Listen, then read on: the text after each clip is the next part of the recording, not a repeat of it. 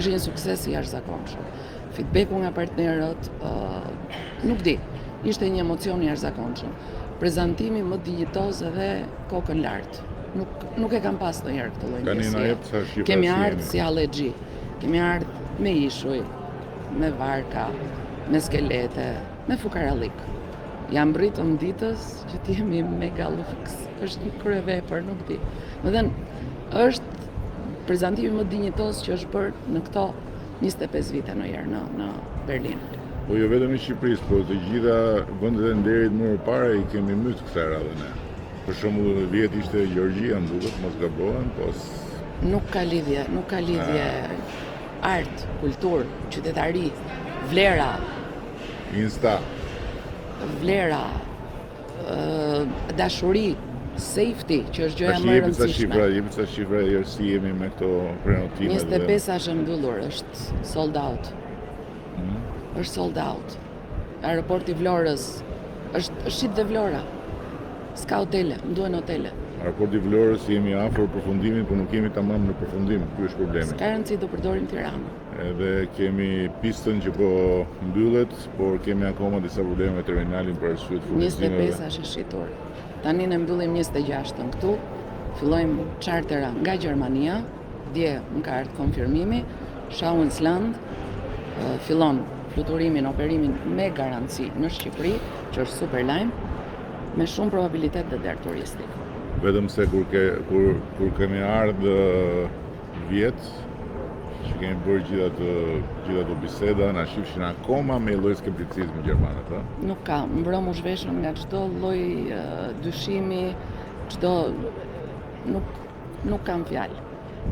Speech ishte një kryevepër, u prezantua një Shqipëri që edhe pse ne jemi përpjekur gjithmonë ta prezantojmë, nuk ja kemi dalë dot. Aq bukur sa ishte prezantuar mbrëm.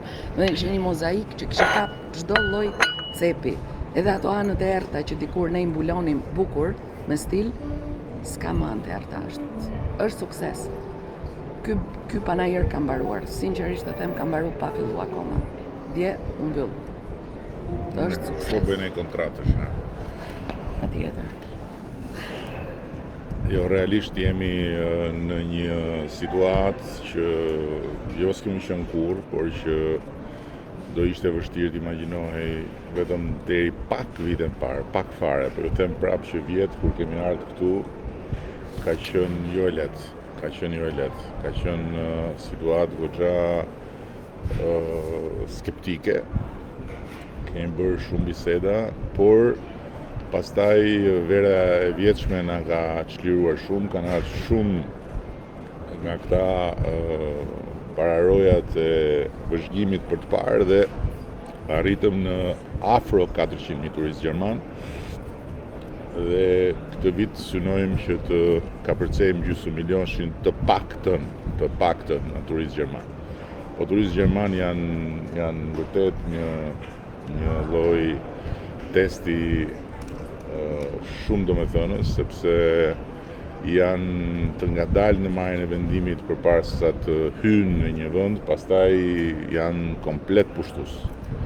Kështu që janë turistë që shpenzojnë në mënyrë domethënëse, janë turistë që vinë me të gjitha pretendimet, të gjitha kategoritë, nga ata që ngjiten nëpër male dhe ata që rrinë shtrirë, gjerë dhe gjatë në diell. Kështu që kjo është shumë gjë e mirë që na ka ndodhur, por nga ana tjetër imazhi ka ndryshuar shumë dhe mbrëm ka marrë një formë shumë të plot edhe në aspektin e proceseve të tjera, të respektit, të dinjitetit, të antarësimit në Bashkimin Evropian, po patjetër edhe të antarësimit në Bashkimin Evropian është pak po e sigurt që përmes turizmit disa vende përpara nesh e thyen atë akullin edhe ka përcyen malin e paragjykimeve që për ne ka qenë bargmal, nuk ka qenë mal. Të shohim pak edhe Po patjetër, kafen po e pi.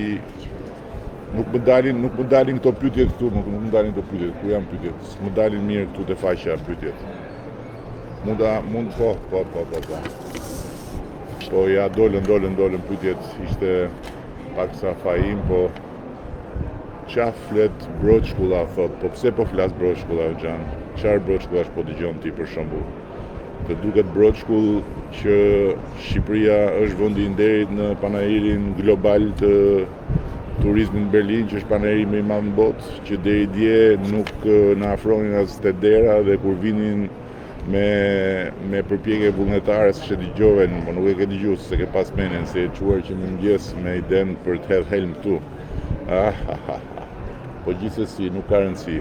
Deri dje kur vinin kështu vullnetarisht i fusnin nëpër ca cepa që nuk dukeshin fare. Shive sot jemi në qendër, 800 metra katror të qendrës së panajirit, në zemër të panajirit.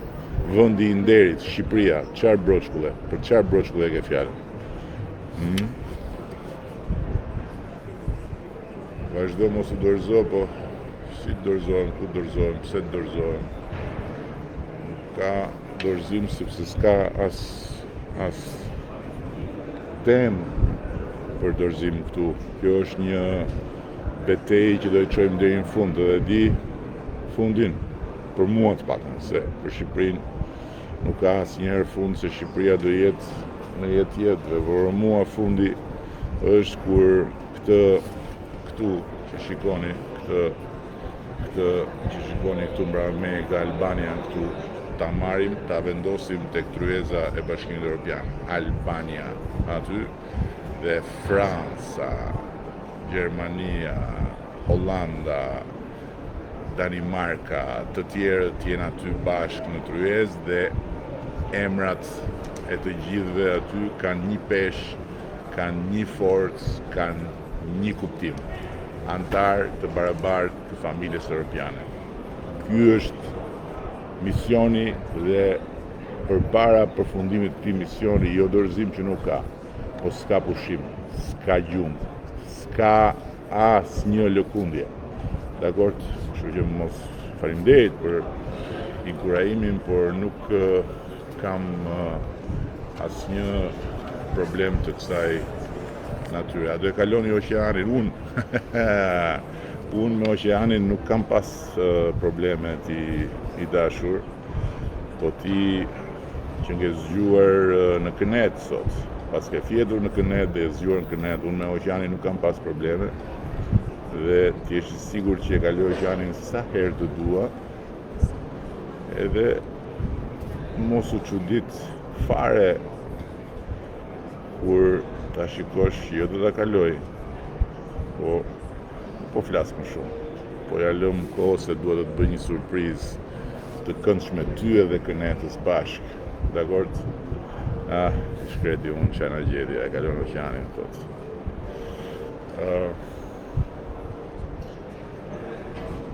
Hajdu dhe populli do kandidojnë prapë, në Hajdu do shkojnë drejt Evropës, si ka mundësi zoti Rama, ata prapë po kandidojnë, po është zgjedhje shumë e qartë kjo e kësaj here, miku im. Nuk ka qenë më e qartë dhe për faktin sepse në 11 maj Shqipëria do të vendosë të gjitha forcat e veta për të realizuar antarësimin. Dhe zgjedhja përmes votës është dramatike, është tmerrsisht e qartë, po tmerrsisht e qartë. Ose një votë për mua dhe për ne bashkë për Shqipërinë 2030 për të antarësuar në Bashkimin Evropian, ose një votë për kënetën dhe për të kthyer prapë në gropën e kuave, gjë që nuk ka për